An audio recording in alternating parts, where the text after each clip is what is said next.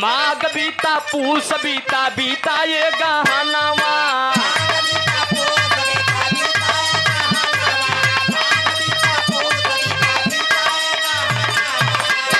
काहे माघ बीता पूस बीता ये बिना कही दच्चे मोबाइल में सुन ले करा गुरुजी वाला भैया वो थाम थाम गावत है झटकम ना याद बजाई दिया वो आराम राम भैया आज अपन जिला पाए असल में आज अपन जिला पाई अपन घर पाई यहाँ भैया काहे माघ बीता पूस बीता का धीरे धीरे बीता ये गहनवा और घरे कई तैयारी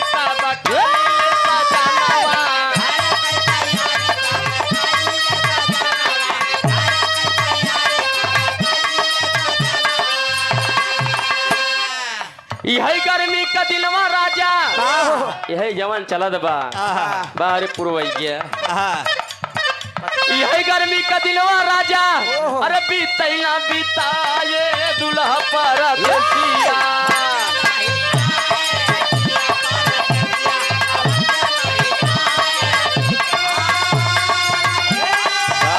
बा जय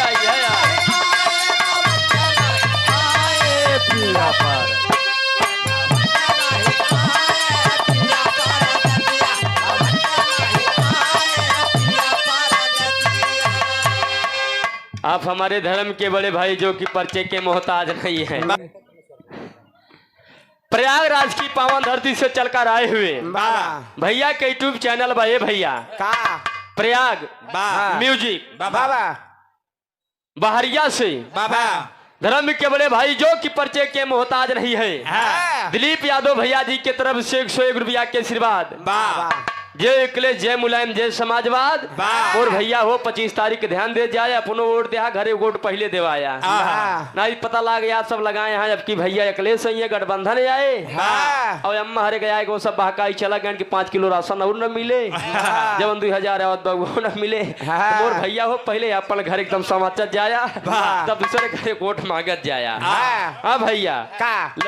युवा भाई परेशान है कि अखिलेश भैया ये नौकरी दे है अम्मा परेशान बाटे 5 किलो राशन कम हो जाए 2000 रुपया कम हो जाए जब मोदी दी मीटिंग में बोला था वो आउ जा बंद हो जाए रसनवा न मिले कैदा मिले भैया एक सब कांग्रेस चालू के हैं यहाँ करो जब आए अब भैया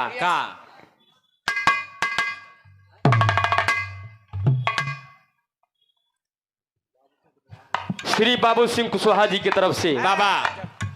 समाजवादी पार्टी के क्रांतिकारी सिपाही बाबू जी की तरफ से जो यहाँ के प्रत्याशी